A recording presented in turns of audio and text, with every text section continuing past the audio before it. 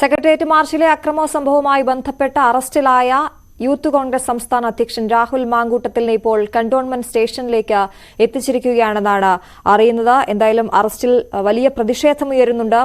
ജില്ലാ കേന്ദ്രങ്ങളിൽ യൂത്ത് കോൺഗ്രസ് പ്രതിഷേധത്തിന് ആഹ്വാനം ചെയ്തിട്ടുണ്ട്. അടൂരിലെ വീട്ടിൽ നിന്നാണ് രാവിലെ രാഹുലിനെ പോലീസ് അറസ്റ്റ് ചെയ്തത്.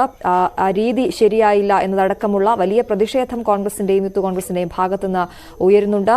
എന്തിനാണ് ഒരു ഭീകരനെ അറസ്റ്റ് ചെയ്യുന്നത് പോലെ വീട് വളഞ്ഞ് അറസ്റ്റ് ചെയ്തത്?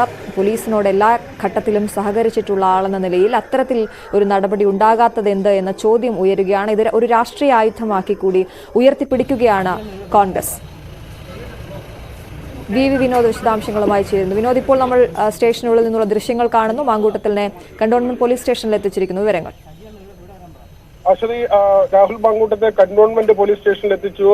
ഇപ്പോൾ വൈദ്യ പരിശോധനയ്ക്ക് കൊണ്ടുപോയിട്ടുണ്ട്. അതിനുശേഷം കോടതിയിൽ ഹാജരാക്കാനാണ് അന്വേഷണ സംഘത്തിന്റെ തീരുമാനമെന്ന് പറയുന്നു. വഞ്ചൂർ കോടതിയിലായിരിക്കും രാഹുൽ മാങ്കൂട്ടത്തെ ഹാജരാക്കുക. നേരത്തെ നടത്തിയ മാർച്ചുമായി ബന്ധപ്പെട്ട സെക്രട്ടേറിയറ്റ് മാർച്ച് നടത്തിയിരുന്നു. നവകേരള സദസ്സുമായി ബന്ധപ്പെട്ട ആ യാത്രയെ കരിങ്കൊടി കാണിച്ചതിന്റെ പേരിൽ യൂത്ത് കോൺഗ്രസ് KSU പ്രവർത്തകരെ പോലീസ് മർദ്ദിച്ചതിൽ പ്രതിഷേധിച്ചായിരുന്നു യൂത്ത് കോൺഗ്രസിന്റെ സെക്രട്ടേറിയറ്റ് മാർച്ച്. ഈ മാർച്ചിൽ പോലീസിനെ ആക്രമിച്ച് പരിക്കേൽപ്പിച്ചു, പോലീസ് വാഹനങ്ങൾക്ക് കേടുപാട് വരുത്തി, അതോടൊപ്പം തന്നെ ഷീൽഡും ലാത്തിയും ഉൾപ്പെടെ നശിപ്പിച്ചു. PDPP ആക്ട് ഉൾപ്പെടെ ചുമത്തിയാണ് നേതാക്കൾക്കെതിരെ കേസെടുത്തിട്ടുള്ളത്. ഈ കേസിൽ ഒന്നാം പ്രതി പ്രതിപക്ഷ നേതാവ് VD സതീശനാണ്. നാലാം പ്രതിയാണ് മാങ്കൂട്ടത്തിലിനെ ഇന്ന് അടൂരിലെ വീട്ടിൽ നിന്ന് പുലർച്ചെ 5:30 മണിയോടുകൂടിയാണ് വീട്ടിലെത്തിയ കന്റോൺമെന്റ് പോലീസ് അറസ്റ്റ് ചെയ്തത്. ഇതിനെതിരെയാണ് ഇപ്പോൾ വ്യാപക പ്രതിഷേധം ഉയരുന്നത്. ഒന്ന്, ഇത്തരത്തിലുള്ള ധാരാളം സമരപരിപാടികൾ നടന്നിട്ടുള്ളതാണ്. അങ്ങനെ ഒരു നേതാവിനെ, യൂത്ത് കോൺഗ്രസിന്റെ സംസ്ഥാന അധ്യക്ഷനെ വീട് വളഞ്ഞ് പിടികൂടേണ്ട സാഹചര്യം എന്തായിരുന്നു എന്ന ചോദ്യമാണ് പ്രധാനമായും ഉന്നയിക്കുന്നത്. മാത്രവുമല്ല, ഇത് രാഷ്ട്രീയമായി ഏറ്റെടുക്കാൻ തന്നെയാണ് കോൺഗ്രസിന്റെയും യൂത്ത് കോൺഗ്രസിന്റെയും തീരുമാനം. പ്രതിപക്ഷ നേതാവ് ഇതിനകം തന്നെ അദ്ദേഹത്തിന്റെ നിലപാട് വ്യക്തമാക്കിയിട്ടുണ്ട്. മുൻകൂർ ജാമ്യവുമായി മുന്നോട്ട് പോകുന്നില്ല. അറസ്റ്റ് ചെയ്യുന്നെങ്കിൽ അറസ്റ്റ് ചെയ്യട്ടെ, ജയിലിൽ കിടക്കേണ്ടി വരികയാണെങ്കിൽ അങ്ങനെയും ആകാം എന്ന ഒരു നിലയിലേക്ക് തന്നെയാണ് VD സതീശൻ എത്തിയിട്ടുള്ളത്. തീർച്ചയായും ഈ ഒരു സമരത്തിന്റെ പേരിൽ അറസ്റ്റ് ചെയ്യുകയാണെങ്കിൽ, അത് ജയിലിലേക്ക് പോകേണ്ടി വന്നാൽ, അത് പൊതുജനങ്ങൾക്ക് മുന്നിൽ കൃത്യമായ രാഷ്ട്രീയം ഉയർത്തി തന്നെ CPM-ന്റെ നീക്കങ്ങളെ അല്ലെങ്കിൽ നടപടികളെ ചെറുക്കാനാണ് കോൺഗ്രസ് ക്യാമ്പിന്റെ തീരുമാനം. ആ നിലയിൽ തന്നെയാണ് MLA M. വിൻസെന്റ് ഉൾപ്പെടെ ഇതിൽ പ്രതിയാണ്. ഷാഫി പറമ്പിൽ MLA ഇതിൽ പ്രതിയാണ്. മാങ്കൂട്ടത്തിൽ നാലാം പ്രതിയാണ്. മാങ്കൂട്ടത്തിലാണ് ഇപ്പോൾ അറസ്റ്റിലായിട്ടുള്ളത്. അല്പസമയത്തിനുള്ളിൽ വഞ്ചൂർ കോടതിയിൽ ഹാജരാക്കും.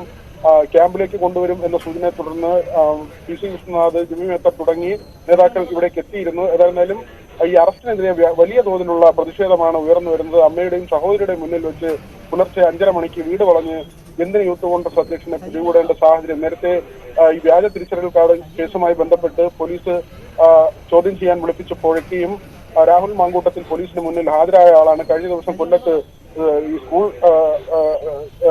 യുവജനോത്സവവുമായി ബന്ധപ്പെട്ട് അവിടെ ഉണ്ടായിരുന്ന ആളാണ്. പോലീസിന്റെ കൺമുന്നിൽ തന്നെ ഉണ്ടായിരുന്ന ആളാണ്. എന്നിട്ടും പിറ്റേ ദിവസം പുലർച്ചെ വീട് വളഞ്ഞ് പിടികൂടേണ്ട സാഹചര്യം എന്തായിരുന്നു എന്ന ചോദ്യമാണ് കോൺഗ്രസ് യൂത്ത് കോൺഗ്രസ് നേതാക്കൾ ഉയർത്തുന്നത്. വിനോദ്, ഈ കേസിൽ ഒന്നാം പ്രതി VD സതീശനാണ്, രണ്ടാം പ്രതി ഷാഫി പറമ്പിലും, മൂന്നാം പ്രതി M. വിൻസെന്റുമാണ്. ഈ നാലാം പ്രതിയാണ് രാഹുൽ മാങ്കൂട്ടത്തിൽ. ഇവർക്ക് 3 പേർക്കും ഇതുവരെയും പോലീസിന്റെ ഭാഗത്തു നിന്ന് ഒരു ചോദ്യം ചെയ്യലിന് വിളിപ്പിക്കുകയോ നോട്ടീസ് അയക്കുകയോ ഒന്നും ചെയ്തിട്ടില്ലല്ലോ, അല്ലെ?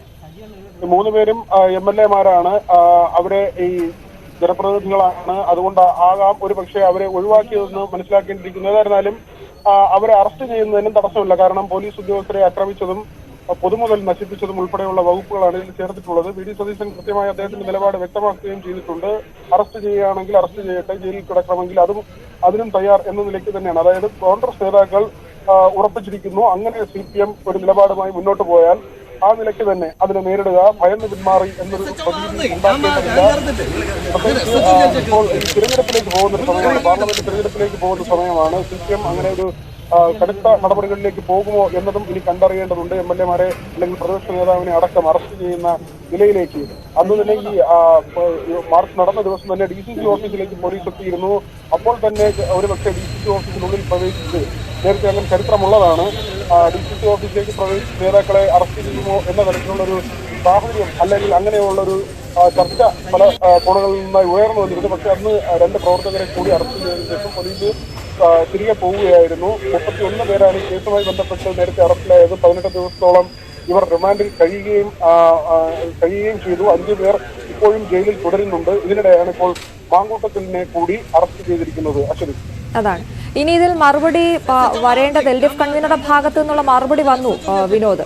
ഇത്തരത്തിൽ ആക്രമിക്കുന്നവർക്കെതിരെ നടപടി ഉണ്ടാകും, അതേ പോലീസ് ചെയ്തുള്ളൂ എന്നാണ് പറഞ്ഞത്. ഇതിനപ്പുറത്തേക്കൊരു മറുപടി ഇടതുപക്ഷത്ത് നിന്ന് പ്രതീക്ഷിക്കേണ്ടതുണ്ടോ?